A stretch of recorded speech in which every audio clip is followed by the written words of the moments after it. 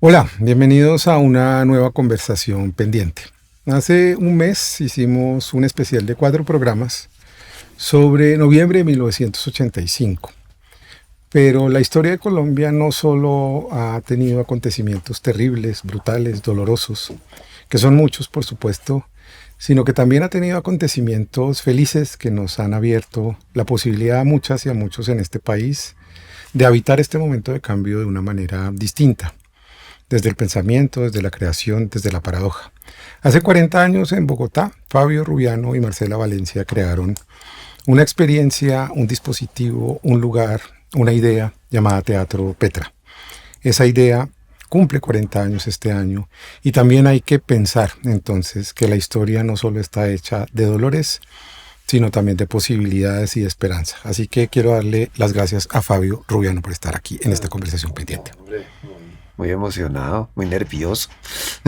No, no, ya dijimos que no vamos a estar nerviosos, o que sí, y vamos a vencer los nervios porque Sí, toda experiencia escénica tiene un nivel de angustia siempre. Yo creo que eso se ve cada vez que usted va a hacer algo, cada vez que usted no está tranquilo, usted está experimentando esa tensión. sí, sí, cuando dicen ¿está listo? No, no, Mm. no, nunca estoy listo. Estoy más o menos preparado, pero listo, listo, listo, no, es muy difícil que uno ya tenga todo listo. Yo Mm, quería empezar esta conversación, Fabio, pensando en la creación como un acto paradójico, la creación enfrentada como una paradoja permanente, en donde uno se pone en cuestión todo aquello que lo está afectando, lo que está leyendo, lo que le está pasando. Y entonces a partir de eso la pregunta ya no es qué horror todo lo que está pasando, sino eso cómo y qué tiene que ver conmigo como creador, qué es lo que mm, me hace preguntarme. Y ahí elegí algunas de las obras, no para hablar de las obras, sino para hablar de las paradojas. Del 85 en adelante, ustedes hacen muchas obras, pero hay una obra que en particular me llama la atención y que para mí inicia una paradoja que es la que quiero relacionar entre la historia política y lo que ustedes han hecho, que es Mosca, que es una especie de lectura de Tito Andrónico, la obra de Shakespeare, en donde hay una guerra y básicamente en esa guerra todo el mundo se acaba con todo el mundo. Y esa obra se produce en un contexto, porque las obras se producen en un contexto que era el proceso de paz de Andrés Pastrana. A ustedes después mucha gente los va a redescubrir en 2015 y La vio el liebre. Y en ese momento eran más pequeños, pero creo que ya había esa actitud presente en usted, me imagino que también por su propia historia, de sus padres, de la migración que tuvo de un barrio a otro, en fin. ¿Cómo es habitar esa paradoja en este país y ponerla, digamos, en acción a través de un dispositivo como el teatro? ¿Qué fue ese momento y qué activó para usted como escritor esa idea de una nueva paz? Nos hemos pasado haciendo paces en este país que no se concretan y usted se ha estado preguntando por esa idea permanentemente. Sí, ese momento fue para mí, mm, pues, muy interesante, porque además Mosca se escribe con las condiciones ideales, porque yo me gano una beca para estar en México 3 meses, para hacer una investigación sobre teatro mexicano, para escribir la obra, entonces era la vida ideal, porque yo hacía ejercicio en las mañanas, muy temprano, escribía hasta las 2 de la tarde, luego visitaba cosas culturales y en la noche iba a ver teatro. Entonces era como toda la alimentación absoluta de lo que era el mundo teatral. Y sí, en ese momento había muchas esperanzas de las conversaciones de paz con Pastrana. Me acuerdo que a Pastrana le decían lo mismo, que en caricaturas, en los memes, que en esa época no se llamaban memes, que era aliado de las FARC, que era amante de Marulanda, que le sacaban todo lo mismo que le sacaron luego a Juan Manuel Santos, que le sacan ahora a Petro, todo. Pues entonces era como la incapacidad de llegar a acuerdos. O no, la capacidad de llegar a acuerdos, pero no cumplir los acuerdos. Ujú. Eso para nosotros era muy doloroso. Ya ese proceso de paz se había quebrado. Entonces yo había estudiado mucho el Tito Andrónico y mi proyecto era empezar a contarla desde el final hasta el principio a partir de 13 hechos de sangre. Bueno, ya luego los hechos de sangre ya no me interesaban, sino me interesaban las promesas que se hacen entre ellos y luego cómo las destruyen. Y entre la firma del acuerdo y el cumplimiento del acuerdo, todos se matan. Ujú. Y solamente queda una persona. Solamente queda una persona viva y dice, ¿hay alguien en contra de que esto se firme? ¿Hay alguien en contra de que esto se firme? Y está hablando en el vacío. Entonces era como una cosa entre triste y divertida, porque en Mosca se reían mucho, pero al final se angustiaban mucho. Y la idea de llevar hechos de violencia a escena lo queríamos hacer sin que hubiera ningún hecho de violencia explícito, sino todas las violencias eran muy sutiles. Y mucha gente nos dice, es la obra más violenta que usted ha hecho. Ujú. Y todo era absolutamente sutil, había violaciones, mutilaciones, cortadas de cabezas, cocinada de hijos, comida de hijos, y todo se hacía. Por ejemplo, la sangre era harina blanca, no era roja sino blanca. Entonces los disparos, cuando se disparaba harina y eso hacía que saliera una cosa blanca. Todo lo hacíamos con referentes simbólicos. Y era en un espacio muy cerrado, donde había público al lado y lado, era bifrontal, y es una obra que queremos con todo el corazón. Anoche estábamos hablando de eso precisamente. Sí. Me imagino que crear desde ese lugar también supuso pues años de, no sé si de reflexión consciente, pero sí de entender que ya había pasado el momento de la denuncia a través del dispositivo teatral, que fue un momento importante en los 60 y en los 70, pero que había que entender también que habíamos entrado en una nueva era del mundo, que era una era aún más paradójica, que es el neoliberalismo. Es decir, que algo como se había convertido en sentido común, algo que antes no lo era. Y era que todos teníamos que competir, que todos estábamos solos, que aquí la historia se había acabado y que había que echar para adelante.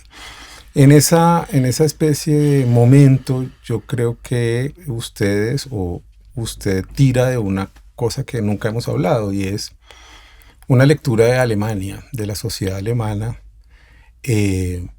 desde lo que vivió el horror de la sociedad alemana, desde el nazismo, y cómo Hannah Arendt habla de la banalidad del mal, que no es la banalidad del mal que se ha querido instalar en el discurso público de el mal es banal, es la banalidad del mal que usted señala en una obra como Perderse, que es una de las últimas, que es la de la vorágine, y es todo se hace también desde una burocracia.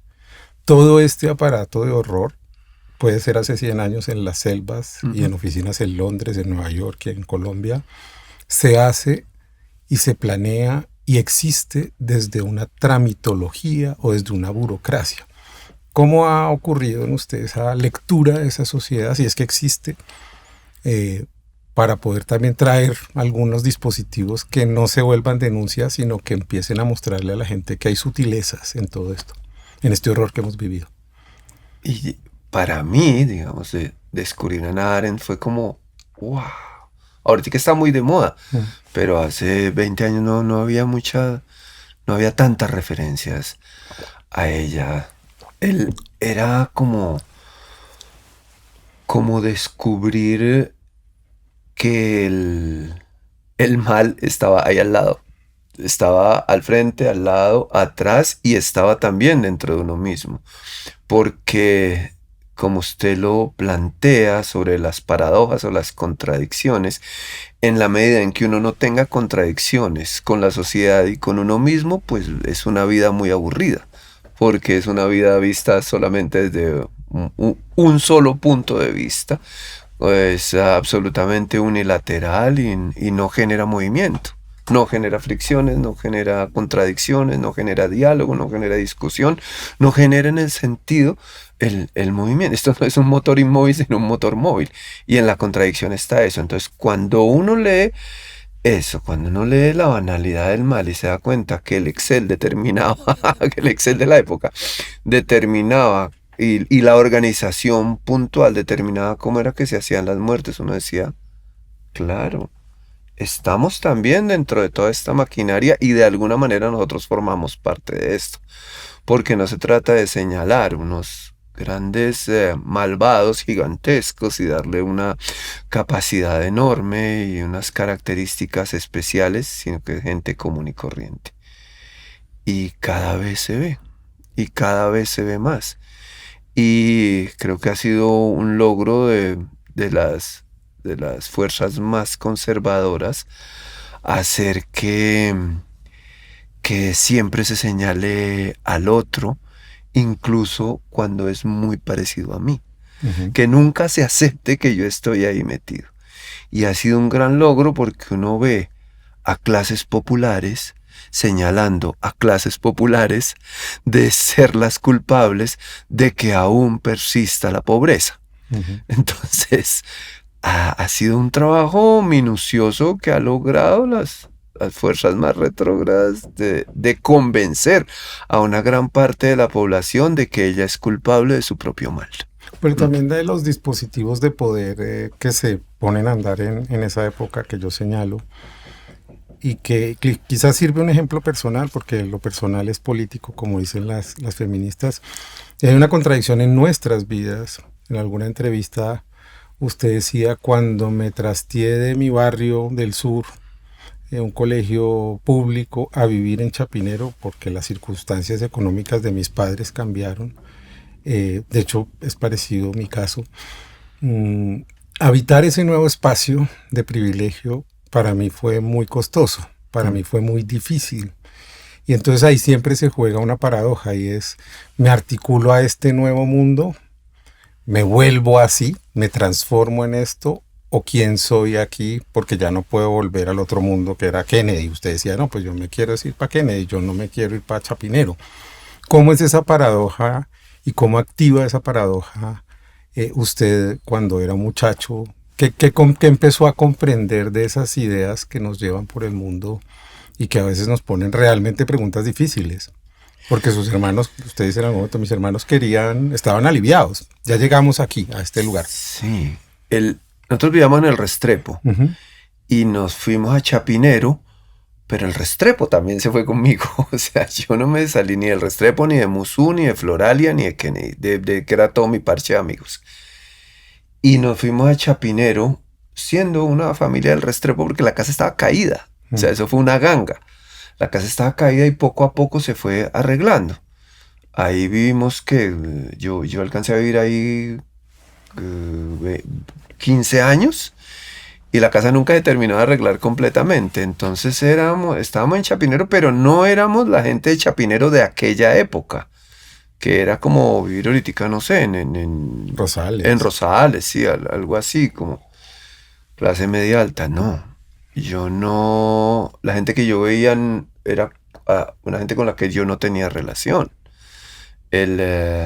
Ni por la ropa, era gente que ha tenido buen champú desde chiquita, entonces yo no tenía como esa conexión, no había ni en los juegos, ni en la ropa, ni en las actividades que se hacían, no.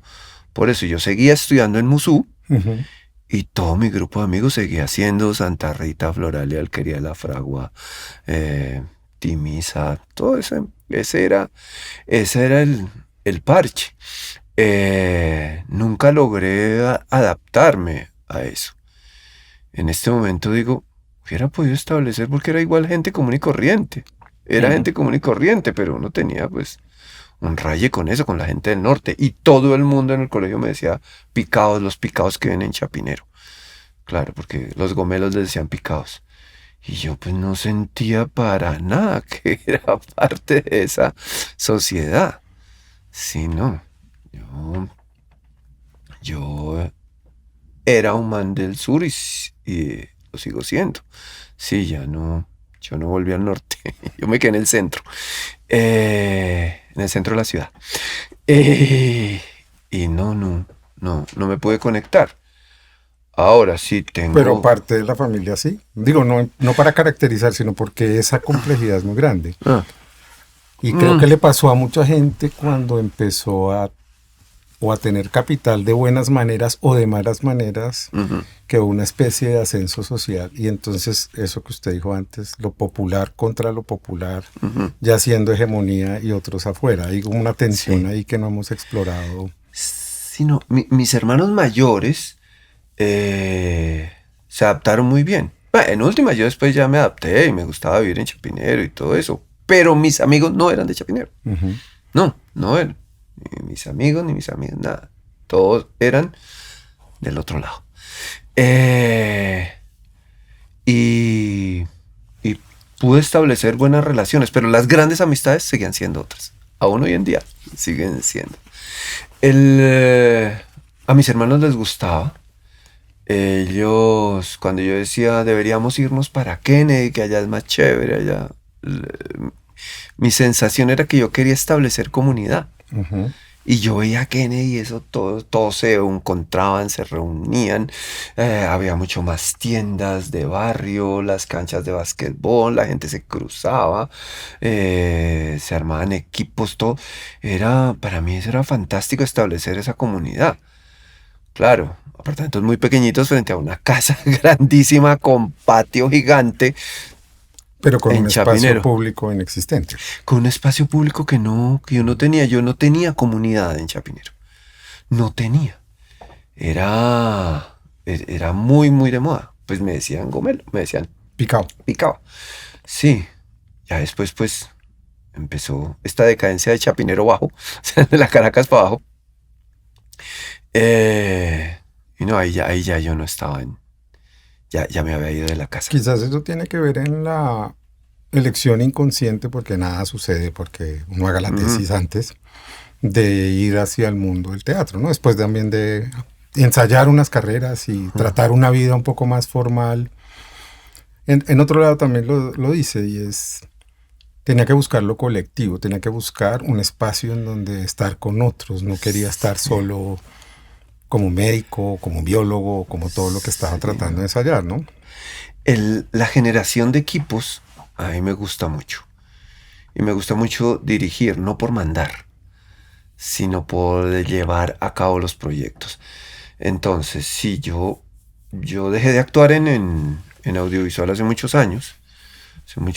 Me gusta actuar, pero no, yo prefiero dirigir. Tenía que empezar a escoger, y me gusta dirigir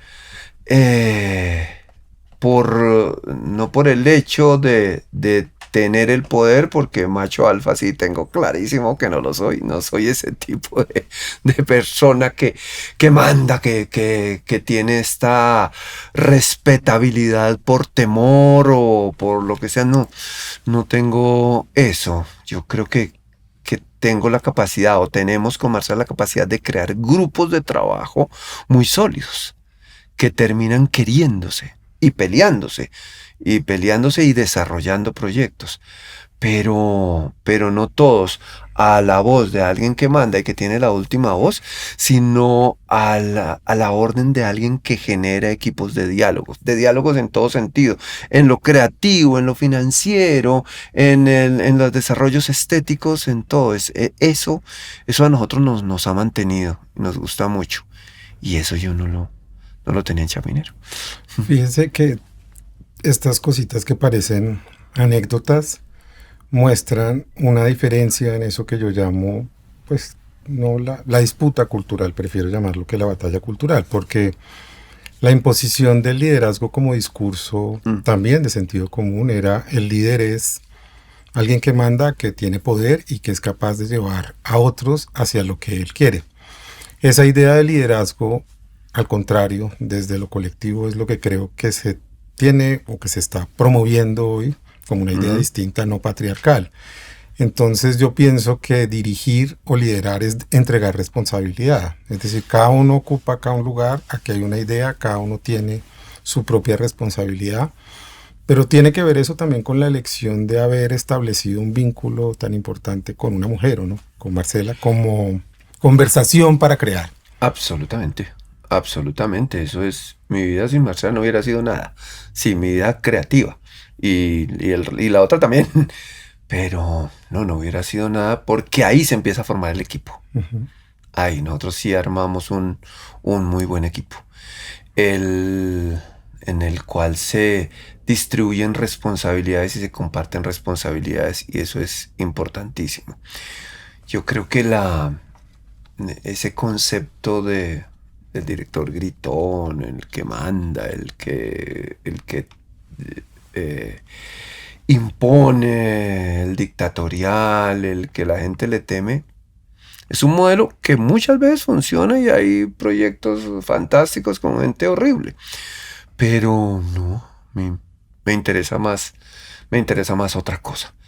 Me interesa más establecer unos vínculos donde la vida sea más importante que el teatro. Entonces sí, mi vida no es el teatro. Es una parte importantísima de mi vida, pero no es mi vida. Mi vida es la gente, los amigos, los compañeros de trabajo, las compañeras de trabajo.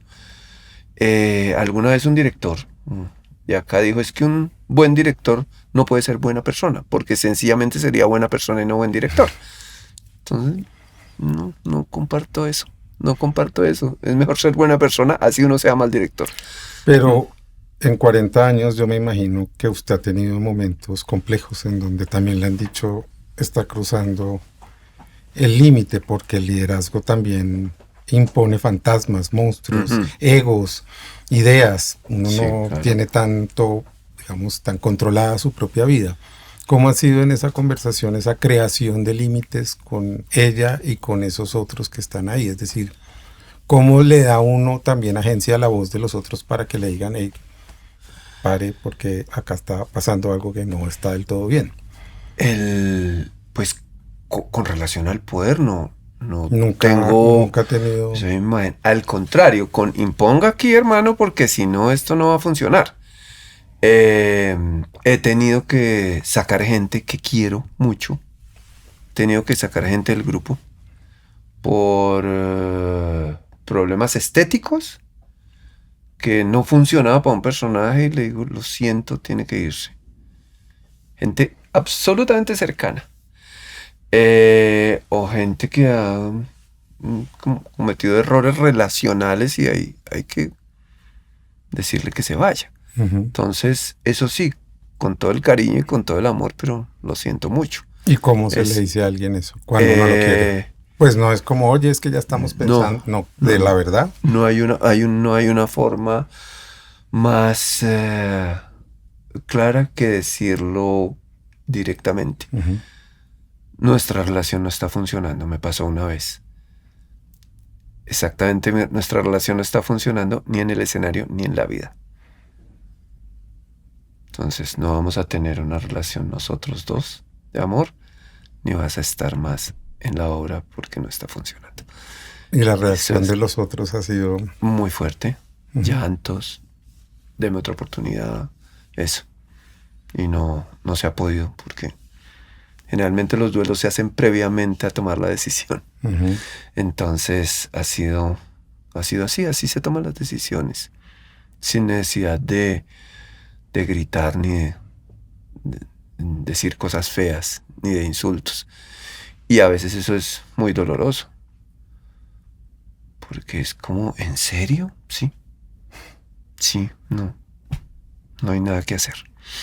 Otra paradoja que me parece importante o me causaba curiosidad de lo que hemos hablado durante varios años es ustedes, y digo ustedes, la generación nacida en los años 60, tuvieron que afrontar un momento de decisión complejo, y es la televisión como destino. La televisión que estaba proscrita para el teatro, es decir, quien iba a la televisión de alguna manera estaba faltando a una ética de que allá no se puede ir porque tenemos que preservar esto. Y creo que usted toma la decisión de ir allá y de hacer magníficas cosas. No nos vamos a pasear ni por papeles ni por anécdotas, pero seguramente hay una década de su vida en donde usted también debió resentir como ser una especie de proscrito para ese mundo que era de donde usted venía, o eso no existió, como esa... Él es de la televisión, él se vendió, él entró a ese espacio que es como concederle algo a un aparato de control que se estaba, digamos, y que se sigue resistiendo, porque creo que si hay algo en las obras que no es deliberado, ni obvio, ni ni una denuncia fácil, pues ha estado presente en usted, ¿no? Una resistencia real a asumir lo que nos quieren imponer como verdades. Es que, claro, es que cuando se relaciona la televisión con farándula, ahí es donde está la mezcla mortal. Porque una cosa es que uno haga un producto audiovisual, otra cosa es que uno pertenezca a la farándula. Que uno puede hacer cosas en audiovisual sin pertenecer a la farándula, sin estar dentro de ese mecanismo. Evidentemente, claro, hubo cierto rechazo de que yo estuviera ahí. Entonces, sí, la única ventaja es que yo nunca dejé de hacer teatro. Yo nunca dejé de hacer teatro y generaba lo que yo llamo la producción, un sistema de producción idiota, porque yo ganaba una muy buena plata en teatro y toda la invertía, una muy buena plata en televisión y toda la invertía en teatro. Toda. En el proyecto. Toda. Pago actores porque siempre hemos pagado ensayos, pago escenografía de vestuario, de música, de alquiler de teatro, de todo. Esa plata se utilizaba para eso. Y así hicimos muchas obras. Hasta que un día dije, no. Y me gustaba actuar en televisión y agradezco actuar en televisión y se me abrieron muchas puertas. Pero llegó un momento en que digo, no. O sea, nunca me quité eso inicial de usted está traicionando el teatro. En realidad como si eso me hubiera acompañado siempre. Pero ya no por lo que decían, usted se vendió a la farándula, sino porque invertía un tiempo en procesos de construcción de personaje que me hubiera gustado más hacerlo en teatro. En los 90 no era fácil, porque los 90 es el gran momento de la farandulización del entretenimiento y resistir. Es decir, así como resistir las acusaciones del lado más radical, resistirse a la invitación del lado más farandulero, creo que tampoco es fácil. ¿Cómo evitar esa paradoja? Sí, era complicado. Igual no. La verdad nunca me creí famoso. Pero lo era. Nunca. Era obvio. Era popular, digamos. Era popular por las comedias y por las series y la gente me pedía muchos autógrafos. No había celulares con cámara. Y aún todavía, 15 años después de no haber salido en ningún programa de televisión, la gente me saluda con mucho cariño y como repiten cosas y también como damos tantas entrevistas por las obras y hacemos tanto ruido en redes, hay una presencia muy chévere. Ha sucedido una cosa muy bonita que para nosotros es impresionante. Lo digo por Marcela, por gente del grupo que a veces nos acerca. ¿Ustedes son los de Historia de una Oveja? ¿O usted es el de Labio de Liebre? Ya cambió. Ustedes son los de Petra, o yo amo Petra. Y ha habido sorpresas maravillosas. Un celador el otro día que fui precisamente a una reunión de Netflix. El celador me dijo, usted es el dramaturgo Fabio Rubiano. Y yo, ¡ay, qué maravilla! Ya no es el triple papito. Exactamente. Entonces eso funciona muy bien. Seguramente la recordación también depende de que alguna vez hice mucha televisión. Entonces ahí quedó la cara pintada. Entonces ha sido muy, muy, muy interesante. Las nuevas generaciones lo reconocen a uno por teatro. Entonces cuando alguien joven se me acerca y digo, esto es por teatro, este no ha visto ninguna serie de las que yo hice. Sí, entonces ha sido muy bonito. Sí, en Mosca la paradoja es que después de una guerra a muerte entre dos bandos, solo queda un hombre para atestiguar y ya no hay nada que acordar porque ya no hay nada que hacer después de eso.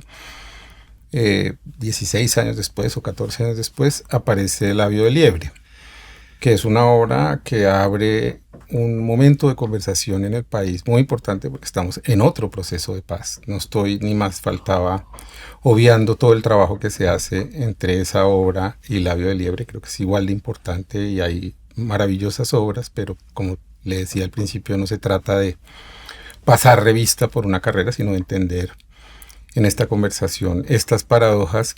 Y yo creo que crear esa obra debió ser muy complejo, porque esa obra que es sobre la venganza Y perdonar lo imperdonable nos pone a todos frente a un dilema que todavía no hemos podido superar, ¿no? Me gustaría como preguntarle, o más bien me lo he preguntado porque vi la obra como 3 veces, ¿qué fue lo que actuó en un momento en donde se suponía que el ánimo nacional estaba para decir, bueno, ya lo logramos, ya, ahora sí vamos a alcanzar la paz?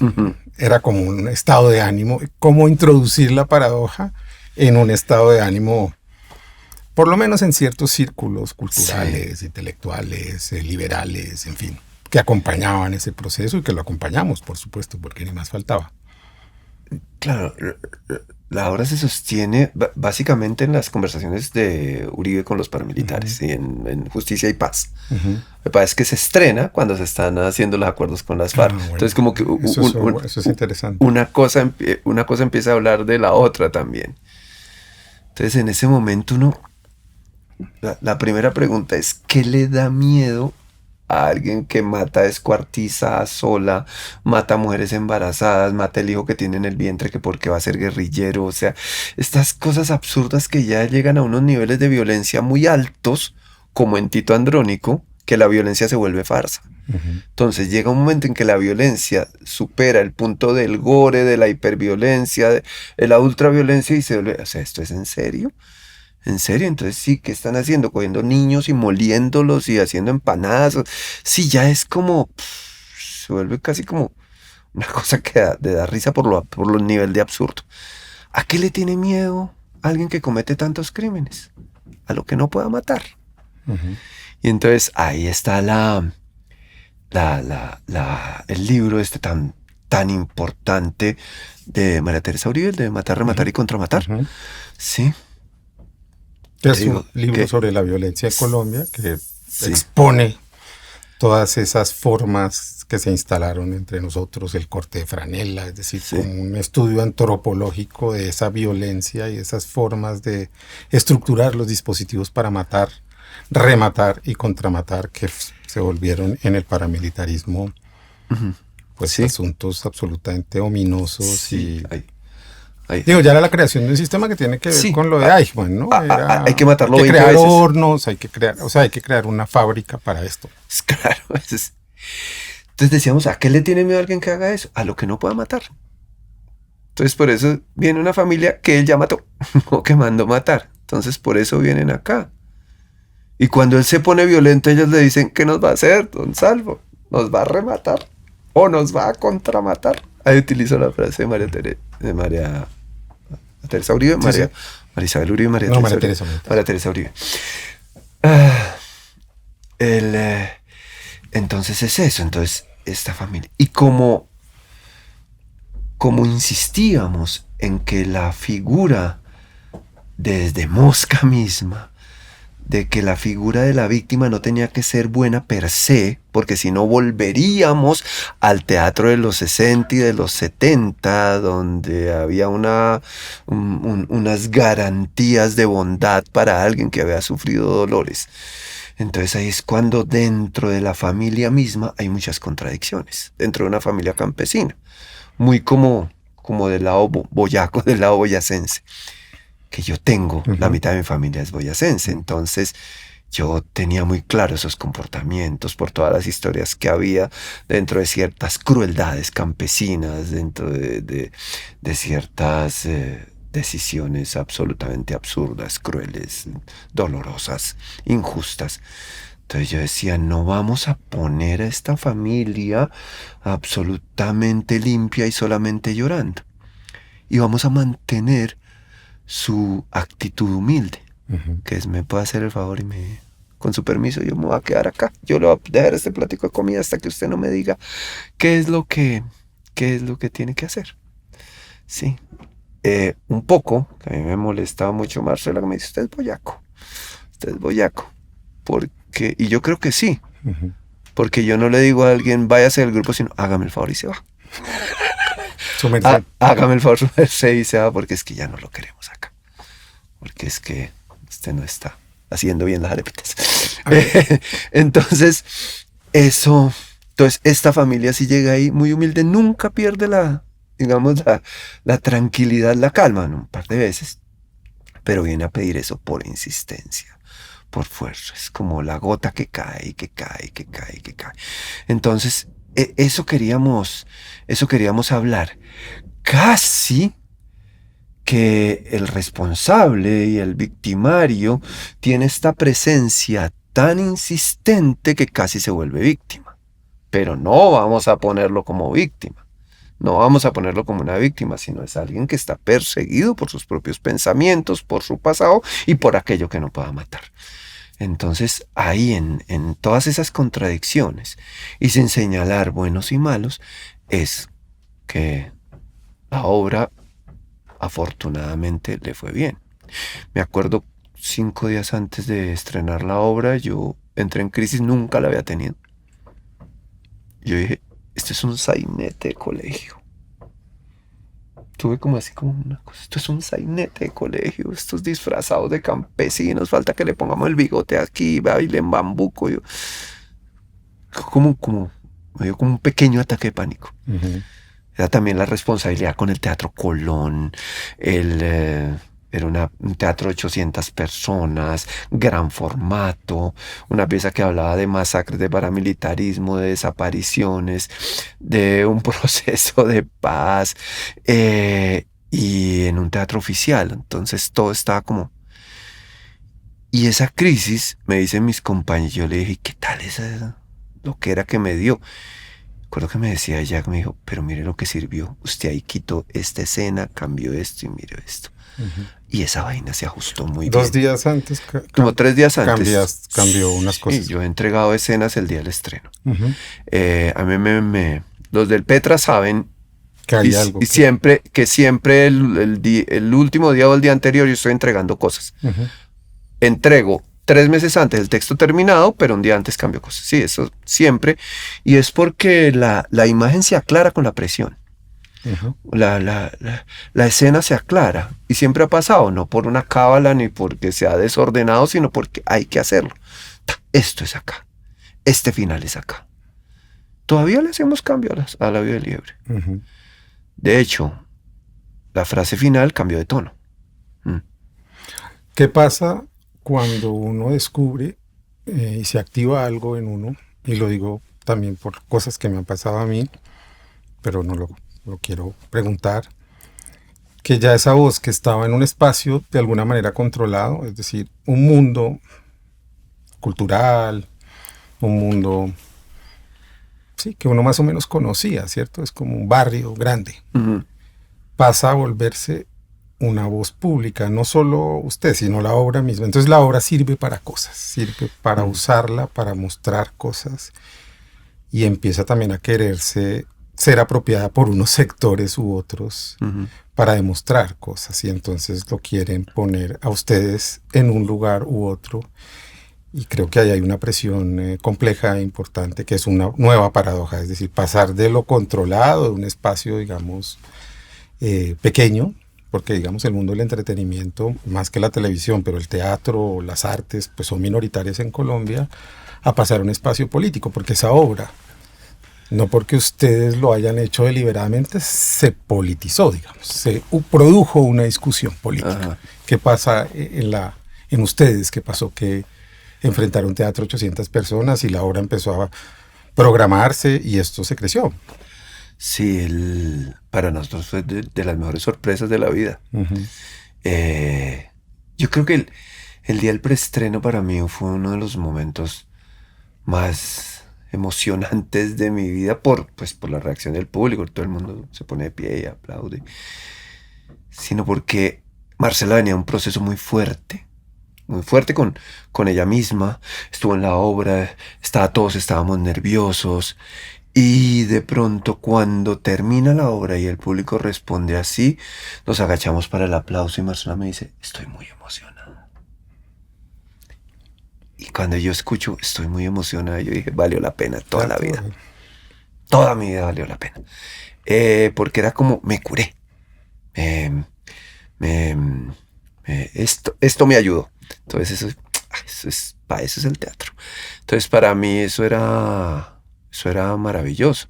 Ahora, después de eso, yo creo que claro, ha habido opiniones encontradas. La mayoría ha hablado muy bien de la obra y entiende la pieza como es, que habla de ese fenómeno donde alguien finalmente acepta una solicitud de unas víctimas. Que él esté o no esté arrepentido, no sé. Yo pensaría que no. Sin embargo, no es lo que hace el personaje. Pero tengo que seguir esa voz. Entonces, la mayoría de la gente como que entiende como todo ese proceso de dolor. Pero hubo gente que dijo, eso es para darle la cara a los paramilitares. Incluso alguien puso ahí, Santos les dio plata para que le lavaran la cara a los paramilitares, o sea, reuniendo vacas con burro y pera y manzana y plátano y todo.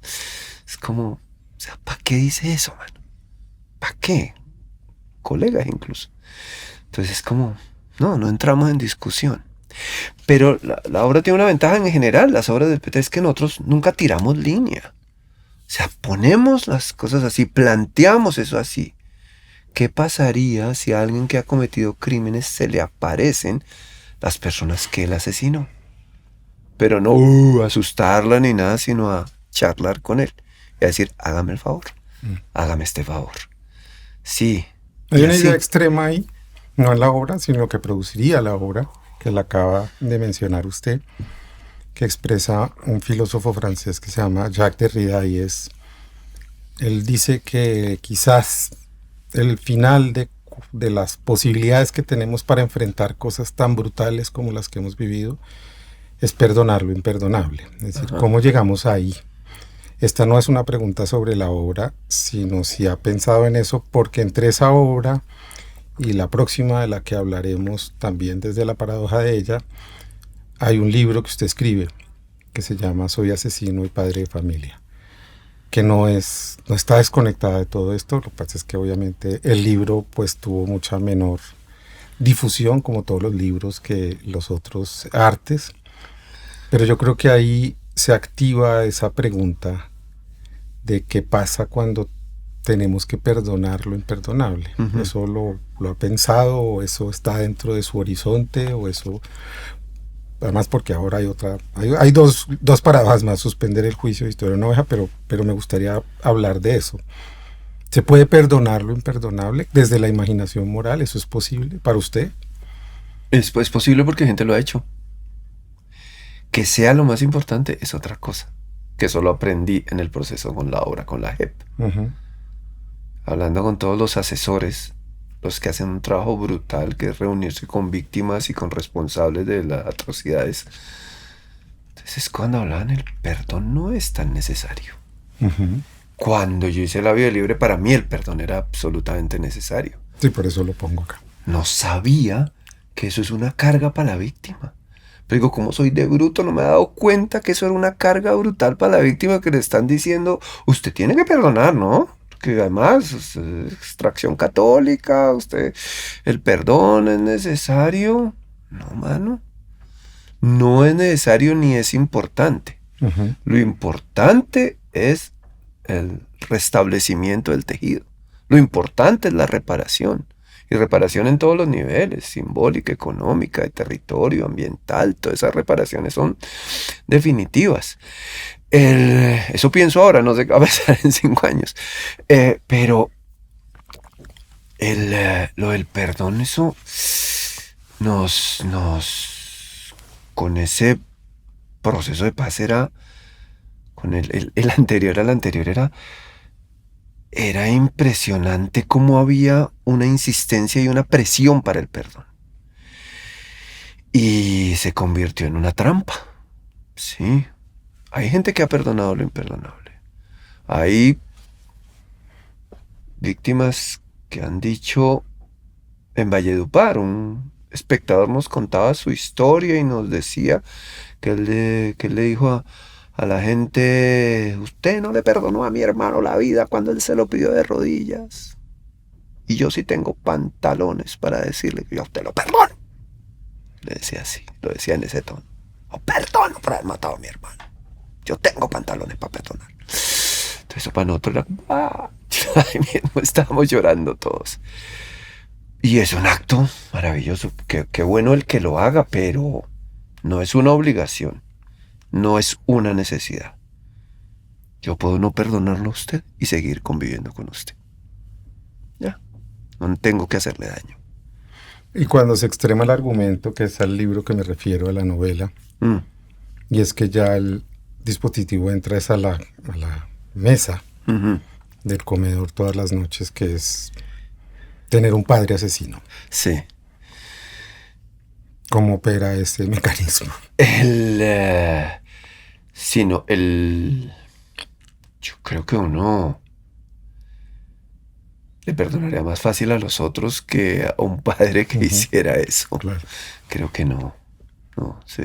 Ahí es poner Eso. esa paradoja allá enfrente. Es decir, Sí. usted no le perdonaría a su padre o se articularía necesariamente a su psicología. No, ¿Qué no es lo que creo. ha pasado? Somos un Sí. país de huérfanos de padre que han activado mecanismos de venganza. Sí, pero digamos, mi papá, que murió hace casi 20 años, hay cosas admirables en él por su extracción popular, su extracción campesina. La pasó fatal cuando niño. Era un tipo que nunca incurría en deudas, que exigía que uno no tuviera deudas y que si tuviera las pagaba. No le aprendí eso. No, a pagarlas sí, pero no a no tenerlas. Pero hay cosas que yo no le perdono. Sí. De cosas que me cuentan que hizo antes de que yo naciera, porque yo fui el último de 8. Sí, digo, no. No, yo no le perdonaría eso. Y lo quiero. Y lo quiero y lo escucho con respeto, pero eso que hizo no, eso es imperdonable. Eso está bien, ¿no? Darle un lugar a lo que uno no está de acuerdo, pero seguir. Sí, por supuesto. De eso se trata Pues es que el asesinato es otra cosa. Es un dilema mucho más complejo. Eso es una cosa. Digo, Sí. Entonces, por eso, cuando uno ve madres que perdonan a los responsables de los crímenes, uno dice, ¿de qué está hecha esta persona? ¿De qué calidad? O sea, en un país tan católico, uno dice, ella está haciendo uso de un verdadero catolicismo, que no lo hacen los otros católicos. Los otros católicos que son muy católicos, pero no aceptaban al Papa Francisco como su Papa porque quería abogar por las comunidades menos favorecidas, por los migrantes, por cierto tipo de matrimonio igualitario, aunque no abiertamente. Sí, eso no lo aceptan, pero respetan la autoridad. Entonces, muy raro. Entonces, esas mujeres, yo digo, mucha, con su catolicismo, sí, le creo que usted sí es católica. La siguiente paradoja aparece en Historia de una oveja, que yo creo que, pues me lo imagino, no importa si es verdad, es un diálogo con labio de liebre, ¿no? Cómo se convierte ese dolor del desplazamiento de la gente que ha sido desplazada por miles y cientos de miles en este país, también en una aventura. Es decir, el desgarramiento es brutal, ¿cierto? Pero hay que imaginar que un viaje también es una aventura dolorosa, lo que sea que sea. ¿Cómo pensó esa paradoja? Es decir, cómo meterse en lugares tan complejos para crear. Porque claro, uno ante el shock de decir, bueno, ahora voy a hablar de una familia que se desplaza, voy a arrancar con esa historia, asumir eso con cargas no solo lastimeras, sino darle vida a eso y esperanza a eso también, es complejo, ¿no? Sí, era como siempre ir, por eso yo insisto mucho en dramaturgia en contra, que uno tiene que escribir en contra de lo que piensa, que uno tiene que escribir en contra de cómo piensa, para poder visitar lugares que no visitaría normalmente. Entonces, el desplazamiento como una pregunta de cómo hablar en positivo. A mí, yo he tenido una relación muy interesante con los trasteos. A mí me encantaba, lo que para todo el mundo es una maldición. A mí me encantaba desde niño. Desde niño cuando había trasteos, porque eso era encontrar cosas perdidas, que a uno le regalaran cosas, era alterar la cotidianidad, todo se volvía como una aventura. Era eso, de los camiones y cargar y todo era fantástico, fantástico. Y se reunía uno con la familia, era como una comunión para hacer un trasteo, eso a mí me encantaba. Un poco eso. Lo otro es la historia de que vimos una oveja en un bus urbano. Entonces uno decía, ¿una oveja es un bus urbano? Pues todavía en un bus intermunicipal, pero en un bus urbano. Entonces uno dice, ¿qué hace una oveja en un bus urbano? Desplazada. Y ahí, y también partiendo de que Marcela es una animalista consumada, entonces digo, claro, el punto de vista de aquel niño que era yo cuando los trasteos en función de una oveja, claro, es pensamiento, un pensamiento desprovisto de maldad, un pensamiento desprovisto y más que de maldad, de dolor. Entonces que todo lo vea en positivo. ¿Qué pasaría? ¿Cómo vería esta oveja una fosa común, un camión lleno de muertos, una gente colgada en su territorio? ¿Cómo vería eso una oveja o un niño? Sí, entonces ahí es cuando empezamos a contar eso. Y como no quería familia, porque dije, no voy a poner una familia porque eso es la vida del liebre, entonces decía, ¿cuál es el gran desplazado? Entonces, las historias de gente que viene del exterior, desplazada, y cae en un territorio acá donde también es desplazada. Porque hay gente que ha sido desplazada y otra vez desplazada y revictimizada. Así es que llega a territorios donde vuelven y los desplazan. Y entonces ahí es cuando metemos al egipcio, que era como un migrante en esta época donde estallaba toda esta cosa con el único defecto que nos faltaba y era la xenofobia con los compatriotas, hermanos de Venezuela, que son hermanos, somos muy parecidos.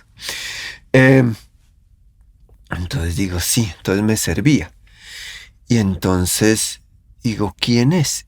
Y Jack Tugmanian, él es armenio, el compañero, él es armenio, su papá fue armenio, él tiene toda la historia de las invasiones turcas. Y del exterminio armenio. Y del exterminio armenio, obviamente el exterminio armenio fue mucho antes de él, fue claro, con los abuelos de él. Entonces sale y termina en Colombia,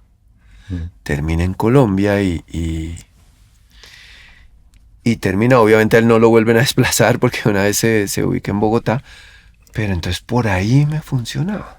De hecho, el egipcio Ali era un personaje para Jack, como porque él lo hubiera podido encarnar muy bien, pero en ese momento, como suele suceder, le sale un proyecto audiovisual y se va. Entonces termina Julián Román, que lo hace fantástico. Jack ni siquiera empezó el proceso.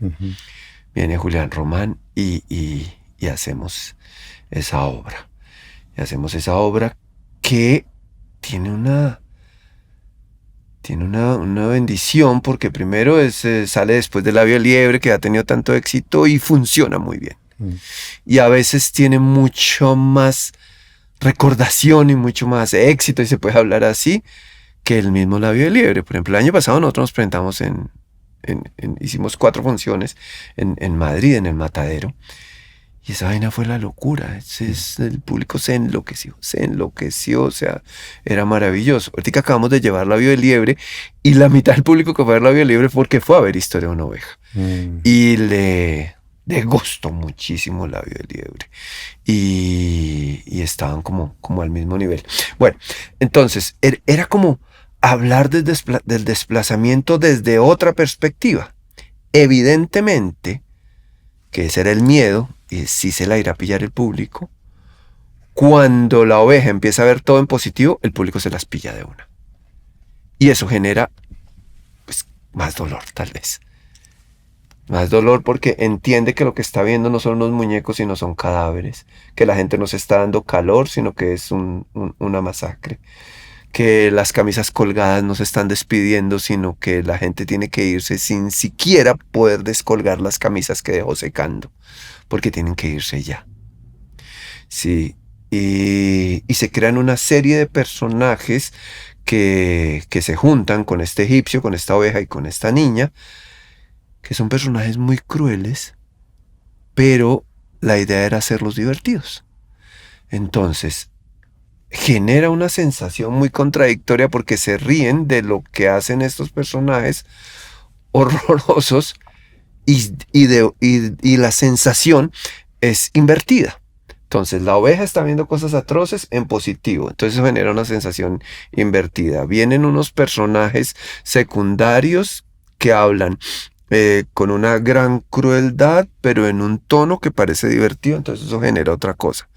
Sí, la mujer que los vende y los traiciona, una coach que les dice, básicamente el pobre es pobre porque quiere, ustedes son los culpables de su propio desplazamiento, tienen que alinear sus energías. Entonces, ese tipo de cosas empieza a generar una reacción muy bonita con la historia de una oveja. Voy a usar una imagen de una película de finales de los 90 que se llama El Odio, de Matthew Kasowitz, y que empieza con un muchacho que se lanza desde un edificio alto, y el parlamento, no lo recuerdo bien porque no tengo buena memoria, pero dice: mientras caía pensaba, hasta aquí, hasta el 10º piso todo está bien, en el 8º hasta aquí todo está bien, en el 5º hasta aquí todo está bien, pero ya sé que estoy cayendo. Quizás la paradoja máxima de la gente que ha hecho creación y de alguna manera resistencia, pero en un sentido no de resistir, sino de producir desde esa energía, ha sido la llegada de este gobierno, porque entonces aquello que era tolerado, que era importante para una sociedad, se quiere articular a un nuevo poder, y entonces ya los reflectores cambian, y es lo que pasa con suspender el juicio, que es la obra que se hace con la JEP, por la cual además hay toda una serie de acusaciones públicas que tienen que ver con, bueno, en fin, no creo que me interese hablar del tema burocrático, pero sí me interesa hablar de qué pasa cuando esa paradoja le llega al propio grupo y dice: miércoles, ahora entonces ya no somos los que estamos poniéndole la inteligencia a esto, ya no podemos defender la autonomía del arte como lo hicimos en las otras obras, ya esto se volvió casi que parte de un plan ideológico para tomarse. ¿Qué pasa con esa paradoja en esa obra, que es realmente, toca uno de los temas que fue con el que comenzamos, creo, que es el tema de la justicia, y si la justicia alcanza para este horror que hemos vivido? Claro, a nosotros nos pasa una cosa muy fuerte, y es que nos proponen adaptación de La Vorágine para teatro y al mismo tiempo mantener el juicio, pues que en ese momento no se llamaba así. Y una obra con la JEP. Nosotros, Dios mío, pues otra responsabilidad más grande. O sea, qué cosa tan grande de responsabilidad. La obra más importante de la historia de la literatura colombiana, o una de las más importantes, y hablar sobre esto. Cuando uno va al edificio de la JEP, uno tiene una sensación muy chévere. Muy chévere. Mi expareja es abogada. Yo le decía: ay, usted debería ser abogada de la JEP. Ella me decía: ¿abogada hippie? Y yo le decía: no, ya no son hippies, pero es una sensación de que todo el mundo está como trabajando por hacer el bien. Uno tiene esa sensación. Ahí debe haber intrigas, odios, amores, de todo, sí, lo sé. Pero uno tiene esa sensación. Y me pasa una cosa muy interesante, y es que yo empiezo a hacer esa obra con la JEP, y yo digo: no, con todo cuidado, no puedo hacer una pieza institucional. Obviamente yo no voy a decir: yo no voy a hacer una pieza institucional. No, pues voy con cuidado diciendo eso, porque hay gente muy grande, gente de pensamiento enorme que ha vivido unas vidas impresionantes, que son jueces, que son magistrados elegidos por un jurado internacional. O sea, es más democrático que eso, no sé qué puede haber. Y entonces me mandan ese proyecto. Entonces yo digo: ¿cómo vamos a hacer esto? Entonces investigar. Y entonces yo digo, y hablo con magistrados, y hablo con magistradas, y hablo con el presidente de la JEP en ese momento, y hablo con los colaboradores, y hablo, y sucedió una cosa impresionante, y es que con todos los que hablé, magistrados, magistradas, presidente de la JEP, colaboradores, siempre lloramos. Siempre, no, ya, se nos aguaban los ojos y se quebraban las voces y todo. Entonces yo digo, esta gente es, de verdad Perdón, siente yo esto dije en el mal, corazón. mantener el juicio. Mantener el Perdón, juicio, sí. perdón, sí. Y entonces yo digo, no, esta gente es súper sensible. Entonces viene lo siguiente, yo digo, no sé esto cómo vaya a quedar, les voy a leer las escenas porque no es una pieza institucional. Yo no tengo buenos y malos, yo no tengo víctimas y victimarios, que de hecho ellos tampoco, ellos llaman responsables. Y entonces veo, y voy y leo unas escenas que había escrito al presidente de la JEP y llamó ahí un combo. Leo la primera escena, me dicen, siga. Y leo segunda escena que había hecho, escenas sueltas.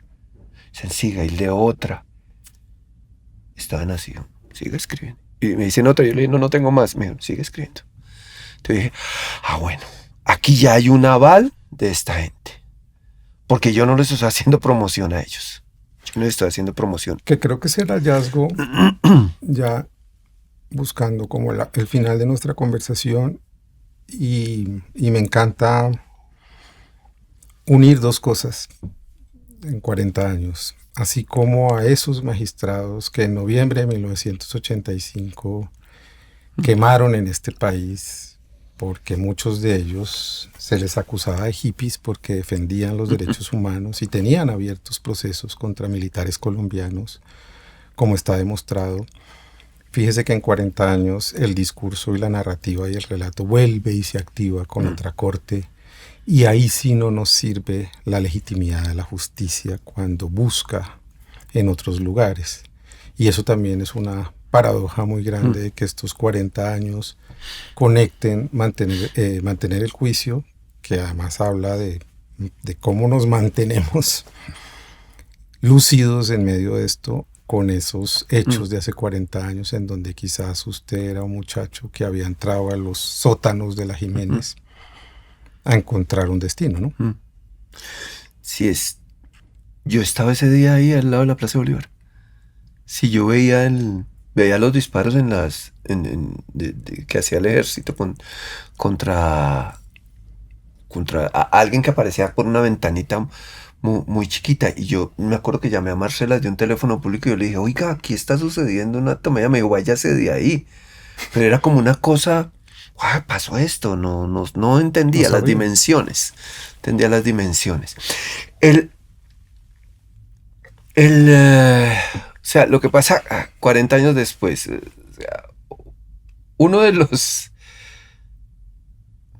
logros del cambio es que a fuerza se sensibilizó una gran cantidad de gente que ahora le preocupan las masacres. Ahora le preocupan las masacres. Entonces, hay una diferencia entre esa gente y nosotros, y es que a nosotros nos interesaban las masacres antes y nos interesan ahora. Y seguimos hablando de eso, desde el arte o desde lo que sea. En cambio, hay gente que solo hasta ahora le comenzó a interesar las masacres. Le comenzaron a interesar los bombardeos. Empezaron a sensibilizarse por algo que no se ha sensibilizado. Y es doloroso ver cómo hay una parte de la sociedad que estoy seguro que se alegra de que haya masacres en este momento. Porque dice, ¿sí ve? Se alegraban antes porque decían, bueno, están matando un poco de comunistas. Y entonces ahora se alegra porque dice, ¿sí ve que en este gobierno también hay masacres? Entonces, ese tipo de gente, ¿qué? O sea, usted es mi amigo, mi compatriota, mi hermano. Usted es el que está luchando por este país. O sea, la sensibilidad, ojalá su sensibilidad siga. Y mire, si ahora está preocupado por esto, mire atrás y mire también lo que sucedió. Es, es una cosa mm, aterradora ver cómo la capacidad de no, de la sordera, la insistencia en no querer entender, se vuelve un hecho del cual sentirse orgulloso. Sí, es como, a mí no me interesa eso y yo soy orgulloso. Atravesando además un límite que quizás sirva de reflexión y de conclusión, y es por primera vez metiendo a la justicia a pensar el arte y el cine. La censura que se produce contra la película Noviembre de Sí. Tomás Corredor habla de eso, habla de cómo ya la preocupación es tanta que hay que intervenir ahí, que hay que aplicarle un aparato de justicia a esa autonomía que se tuvo porque no era peligrosa, porque no tenía una Sí. conversación pública tan amplia, que creo que es lo que ustedes, Sí. todos, la generación de ustedes, la anterior y toda la gente que ha insistido en crear realmente dispositivos para la imaginación moral en este país han conseguido. Es muy complejo cuando ya el fascismo entiende que debe intervenir en los contenidos, que eso no tiene una autonomía, que eso no es ficción o que eso no es un dispositivo artístico en todo caso. Sí, que ahí hay una cosa que sucede con las obras y es que la gente sale como golpeada o diciendo, me estoy riendo, pero si me estoy riendo de esto, ¿por qué me río de esto? O lo que me interesa a mí no es que la gente salga diciendo, sí, es que suceden cosas horribles en Colombia, sino dónde estamos metidos como seres humanos y dónde está nuestro corazón en un momento tan doloroso como la muerte de mi hijo o el secuestro de mi esposo. Sí, ahí, eso es lo que me interesa. Dice, ¿qué pasaría si yo estuviera en esa situación? Sin necesidad de hacer un performance donde obliga al público a vivir la misma situación, no, sino planteando esto en un diálogo sencillo de dos personas. Sí, ¿qué pasa con eso? Siempre generando como situaciones incómodas. Tan Sí. incómodas que finalmente terminan ustedes apareciendo en una revista como parte de un organigrama de contratación pública. No, pero digo, se ponen en marcha ese dispositivo Sí. ficcional también de O decir, sea, no, estos son delincuentes sí, también, estos son parte de un entramado sí, que uno dice los límites cada vez se quieren extremar más y la sociedad creo que dice, pues ya dejen de decir mentiras, no digo, ya dejen de... sí, yo agradezco mucho como se expresó mucha gente que de hecho con lo que no tengo una cercanía y otros también con quienes tengo cercanía como diciendo, ay, dejen de joder, hermano, que están trabajando en un proyecto cultural que no es una pieza de propaganda ni mucho menos. O sea, gente que incluso ha criticado a la JEP y dice, no, pues dejen tranquilo, pues que vean la obra primero, vean cómo se hace eso. Y miren, de verdad, si quieren, esculquen el desarrollo económico de eso y cómo se desarrollaron esos gastos. O sea, o sea, está inquietante. Además, me parece muy raro porque yo no sé qué tanto transforma uno la sociedad. Desde un pequeño teatro que uno tiene 120 personas. Pero desde miles de teatros y de miles de obras, y esta sí Ah, es la última porque lo que quiero decir con esto es que me faltaba ese colofón, y es que mantener el juicio y la vorágine aparecen al mismo tiempo, y Perderse, que es una maravillosa obra, es estupenda, es también la manera de recuperar una obra de ficción que a su vez fue sometida a esa licuadora de decir, todo eso son cosas de la imaginación de García Márquez, de que creció Los Muertos. Si hubieran examinado y tomado en serio toda esta tradición que ya tenemos, tendrían que preocuparse, porque en esa tradición está todo lo que hemos padecido y de sobra. sí, sí, digamos, en ese sentido sí ahí ponemos un puntico. ¿Qué tal si vemos esto desde este punto de vista? ¿Qué tal si vemos esto desde acá? Y siempre, creo que el humor nos salva, no hacer chistes, sino verlo desde nuestra propia manera de contar las cosas. Sí, sí, hay muchas cosas bastante contradictorias acerca de eso cuando se trabaja sobre el humor, pero ese es otro tema que tendríamos que manejar. Pues Fabio, gracias por estar aquí en esta conversación pendiente. Yo creo que logramos rodear todo un trabajo de 40 años desde la inteligencia que creo que muchos le reconocemos y la admiración que muchos tenemos por artistas y gente que no se ha solo sometido a repetir unas fórmulas, sino a tratar de crear espacios en este país. Muchas gracias, don David. Nos vemos en la próxima.